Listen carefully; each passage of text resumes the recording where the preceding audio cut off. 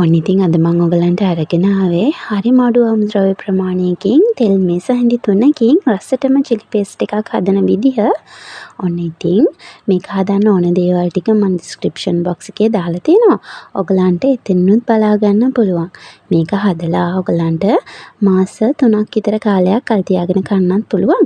හරි එහෙනම් ලොකු ලොකු කතා නැතුව බලමුද කොහොමද අපි මේ වැඩේ කරගන්නේ කියලා. ඔන්න මම මෙතනදී අරගෙන තියෙනවා කෑලි මිරිස් පැකට් එකක්. කෑලි මිරිස් ග්‍රෑම් 50ක් මම එකට පාවිච්චි කරනවා. මෙතන තියෙනවා අඟලක විතර ඉඟු කෑල්ලක් තලාගෙන සුදු ලුණු බික් 5ක් මේ විදිහට තලා ගන්නවා. ලොකු ලුණු ගෙඩියක් මේ විදිහට හීනෙට කපා ගන්නවා. ඔන්න මගේ රස අනුව සීනි ලුණු එකතු කරගෙන තියෙනවා. මෙතන තියෙනවා පොල් තෙල් මේස හැඳි 3ක්. අපිට මේකට අමතරව සෝයා සෝස් ටිකක් ඔයගලන්ට කැමති නම් එකතු කරගන්න පුළුවන්. මම මේ වගේ භාජනයක් ලිපේ තියලා මේක මධ්‍යම ප්‍රමාණයේ ගින්දරේ තියාගෙන ඒකට මෙන්න මේ විදිහට තෙල් එකතු කරගන්නවා.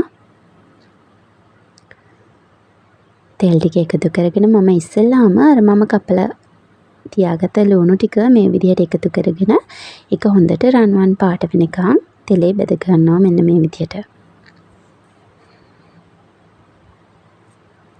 මේ ලුණු ටික කපා ගද්දී ඔයගොල්ලෝ ගොඩක් ලොකුවටත් නැතුව ගොඩක් පොඩියටත් නැතුව සාමාන්‍ය ප්‍රමාණයේ කෑලි කපා ගන්න. එතකොට ඔයගලන්ට ඉක්මනට බෙද ගන්න පුළුවන්. ඔන්න විදිහට මම ලුණු ටික සාමාන්‍ය ප්‍රමාණයකට බෙදුනහම මේ තෙල් එකෙන් අයින් කරගන්නවා. මොකද ගොඩක් ලුණු බෙදගත්තොත් එහෙම අපි බාගත්තට පස්සේ ඒක තව ටිකක් බෙදෙන හින්දා කළු වෙන්න බලන්න පුළුවන්. ඊට පස්සේ මම මේ වගේ ඉඟුරු සුදු ලුණු එකතු කරගෙන ඒකත් හොඳට බෙද ගන්නවා.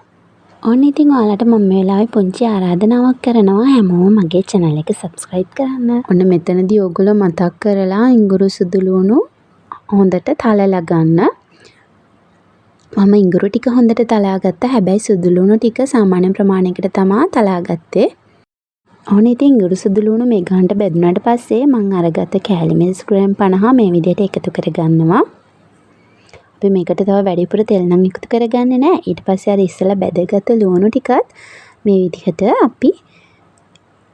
අපි භාජනයේටම එකතු කරගන්නවා. ඔන්න දැන් මේ වෙලාවේදී ඔයගලන්ගේ රස අනුව ලුණු සහ සීනි එකතු කරගන්න. ඔන්න දැන් මට මගේ රස අනුව ලුණු පොඩ්ඩක් මදි. ඒක නිසා මම තව ලුණු ටිකක් එකතු කරගෙන මේක හොඳට කලවම් කරගන්නවා. ඔයගලන්ට මේ වෙලාවේදී ලිප ඔෆ් කරලා සෝයා සෝස් මේස හැඳි 2ක් විතර දාගන්න පුළුවන්. සෝයා සෝස් එකතු කරාම ගොඩක් කල් තියාගන්න බැරි හින්දා මම සෝයා සෝස් එකතු කරගන්නේ නැහැ. හැබැයි සෝයා සෝස් ටිකක් මේකට එකතු කරගත්තොත් මේකේ රසය දෙගුණ කරගන්න පුළුවන්. ඔන්න ඉතින් ඔයාලා මේ chili paste එක හදලා රස කොහොමද කියලා කියන්න අමතක කරන්න එපා. තවත් දවසක මේ වගේ රස වීඩියෝ එකක් අරගෙන එනකන් අමතක නොකර මගේ channel එක subscribe කරන්න.